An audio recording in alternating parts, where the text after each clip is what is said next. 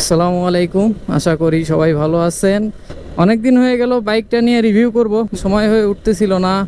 আর ভাবতেছিলাম যে কয়েকদিন পরে করব, এই এখন করব তখন করব করতে করতে 20,000 কিলোমিটার পার হয়ে গেছে। ভাবলাম 20,000 চালাই ফেলছি, তো 20,000 কিলোমিটারের একটা ইউজার রিভিউ দিয়ে দেই। আলহামদুলিল্লাহ সেটআপ সবকিছু ঠিকঠাক আছে।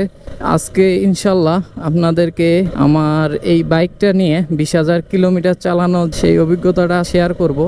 তার আগে কিছু কথা, মানুষ যে রিভিউগুলো দেয় দেখা গেছে যে সবাই এক্স্যাক্টলি 20,000 বা 10,000 কিলোমিটার চালায় না, হয়তো কিছু কিলোমিটার চালায় দেন ওনারা রিভিউ দেয়। বাট আমার এই বাইকটার সাথে এখন পর্যন্ত 20,000 কিলো পুরোপুরি আমি নিজে চালাইছি, যার কারণে ভালো মন্দ যে দিকগুলো আছে বা বাইকের যে টুকিটাকি বিষয়গুলো আছে এই সম্পর্কে আমার অভিজ্ঞতাটা অনেক বেশি। আলহামদুলিল্লাহ বাংলাদেশে সব জায়গায় ট্যুর করা হয়ে গেছে। এই টেকনাফ টু তেতুলিয়া বলেন, সাজেক বা পাহাড়ি এলাকা যেগুলো আছে কভার করে ফেলছি। সো এইটার পারফরমেন্স আদার্স যে জিনিসগুলো আছে খুব ভালোভাবেই আমি অবজার্ভ করতে পারছি কোন জিনিসটা কিরকম আমাকে আউটপুট দিচ্ছে। তো এগুলোই বিষয় আসে আজকে কথাবার্তা হবে। আর রিভিউ যেহেতু করব সেহেতু একটা ভালো জায়গায় তো যেতে হবে। যাচ্ছি হচ্ছে দিয়াবাড়ির দিকে। এই গরমে বের হইতেই মন চাইতেছিল না, তো ভাবলাম এভাবে করলে তো হবে না, তাই অবশেষে বের হয়েই গেলাম। আগে রিভিউটা দিয়ে আসি, চলেন একবারে দিয়াবাড়িতে গিয়ে দেখা হচ্ছে।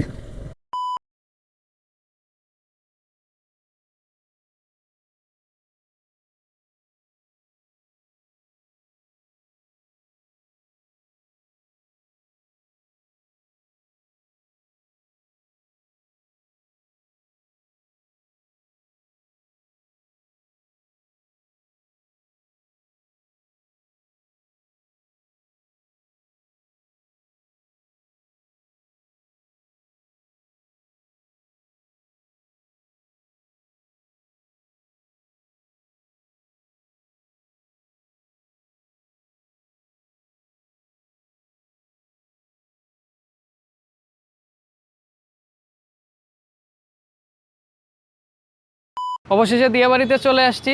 আর আমি যে 20,000 কিলোমিটার রাইড করছি এই এক্সপিরিয়েন্স থেকে এটার ভালো দিক এবং খারাপ দিক দুটোই এখন আপনাদের মাঝে শেয়ার করব। সো প্রথমে এটার খারাপ দিক সম্পর্কে বলা যাক। এইটা আমি যখন কিনছিলাম তখন এইটার প্রাইস ছিল 2,80,000 টাকা।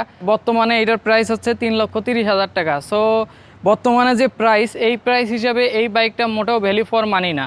সেকেন্ড যে জিনিসটা সেটা হচ্ছে এটার ইঞ্জিন। আগের ভার্সনের থেকে এই ইঞ্জিনের অনেকটাই পাওয়ার রিডিউস করা হয়েছে এফআই টেকনোলজি ইউজ করার কারণে। যেহেতু ইঞ্জিনের কথা বলতেইছি, লং রাইডে যখন যাওয়া হয় 100 কিলোমিটার বা এর আশেপাশে রাইড করার পরে ইঞ্জিনটা অনেক পরিমাণে গরম হয়, এর ফলে আসলে পাওয়ারটা অনেকটাই রিডিউস হয়। এর প্রধান আরেকটা কারণ কোনো কুলিং সিস্টেম নাই এটাতে। ওরা বলে যে এয়ার কুলিং ইঞ্জিন, আমার মনে হয় যে এই এয়ার কুলটা কোনো কাজেই লাগে না। যতক্ষণই রাইড করছি এই এয়ার কুলের আমি কোনো বেনিফিট পাই নাই। তার পিছনে আরেকটা জিনিস হচ্ছে, এইটা যখনই আমি কিছু দূর রাইড করি তারপরে ইঞ্জিনটা অনেক বেশি হিট হয় আর লাস্টের দিকেই পাওয়ার লুজ হয়, যার কারণে টোটাল যে পাওয়ারটা থাকে বাইকের এই পাওয়ারটা পাওয়া যায় না। এই বাইকটার আরেকটা খারাপ দিক, এটার যে কালার কোয়ালিটি মোটেও ভালো না। কিছুদিন ইউজ করার পরেই কালারটা নষ্ট হয়ে যায়। এই বাইকটার আরেকটা যে খারাপ দিক আছে সেই খারাপ দিকটা হচ্ছে এইটার যে সাসপেনশন। আপনি যখন কিছু দূর রাইড করবেন ব্যাক পেইন ফিল করতে পারবেন, যখন অফরোডে যাবেন তখন তো কথাই নেই। কিছু দূর চালানোর পরেই ব্যাক পেইনটা অনেক বেশি হয়। এইটার যে পিলিয়ন সিটটা আছে এইটা পিলিয়নের জন্য মোটেও কমফোর্ট না। শর্ট রাইডের জন্য ঠিক আছে, বাট লং রাইডে যখন যাবেন এটা মোটেও আপনাকে সাপোর্ট দিবে না। তারপরে এইটার যে হেডলাইটটা আছে এই হেডলাইটটা অন্ধকারে ভালো ফিডব্যাক পাবেন, বাট যখন আপনি হাইওয়েতে চালাবেন বা একটু আলোযুক্ত এরিয়ায় চালাবেন তখন এইটা থেকে মোটেও আপনি ভালো ফিডব্যাক পাবেন না, যদিও এটাতে এলইডি লাইট ইউজ করা হয়েছে। তো সার্বিক অবস্থায় এগুলাই আমার কাছে খারাপ দিক। অনেক তো খারাপ দিক বললাম, তাহলে এইটার কিছু ভালো দিক সম্পর্কে বলা যাক। এইটার প্রথম যে ভালো দিক সেটা হচ্ছে এই বাইকটার লুকস। এই বাইকটার লুকস এক কথায় অসাধারণ।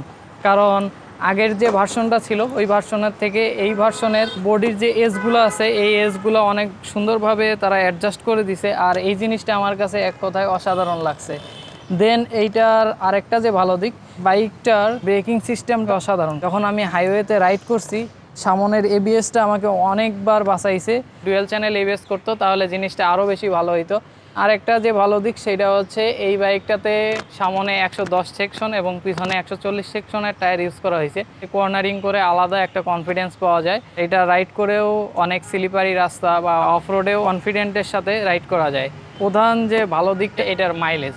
আর মাইলেজের কথা যদি বলি, এইটাতে যেহেতু এফআই টেকনোলজি ইউজ করা হয়েছে, এই বাইকটাতে আপনি সর্বোচ্চ লেভেলের মাইলেজ পাবেন। আমি এখন পর্যন্ত সিটিতে 42 থেকে 43 মাইলেজ পাইছি, হাইওয়েতে সর্বোচ্চ এটা থেকে আমি 55 পর্যন্ত মাইলেজ পাইছি। আসলে মাইলেজটা ডিপেন্ড করে আপনার রাইডিংয়ের উপরে। যদি আপনি স্মার্ট রাইড করেন, 80 থেকে 100-র মধ্যে রাইড করেন, তাহলে আপনি এটা থেকে সর্বোচ্চ যে মাইলেজ এইটা আপনি পাবেন। আরপিএম অনেক হাই দিয়ে বাইক চালান, তাহলে আসলে মাইলেজ কমে যাবে, এইটাই স্বাভাবিক।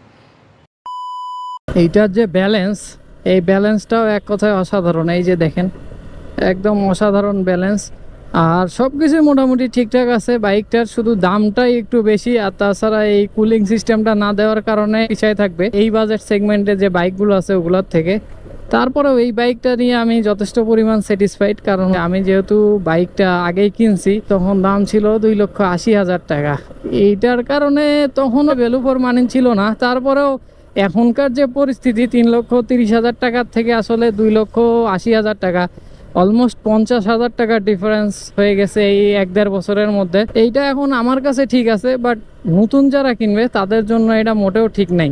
আর একটা জিনিস, আপনারা যখন বাইক সার্ভিসিং করবেন, চেষ্টা করবেন যদি পরিচিত কোনো ভালো টেকনিশিয়ান থাকে তাকে দিয়ে সার্ভিসিং করানোর। আমি যে কয়েকবারই সার্ভিস সেন্টারে গেছি অফিসিয়াল, একবারও স্যাটিসফাইড হইতে পারি নাই। স্যাটিসফাইড আসলে সার্ভিসিং এর দিক দিয়ে না, এই স্যাটিসফাইড পার্টসগুলো আছে, এই পার্টসগুলোর দিক থেকে। যে কয়েকবারই আমি সার্ভিসিংয়ে গেছি মোটামুটি কিছু না কিছু চেঞ্জ করাই দিছে। একবার মাস্টার সার্ভিসিংয়ে গেছিলাম, সেইবার তো পুরা 10,000 টাকা ধরাই দিছিল।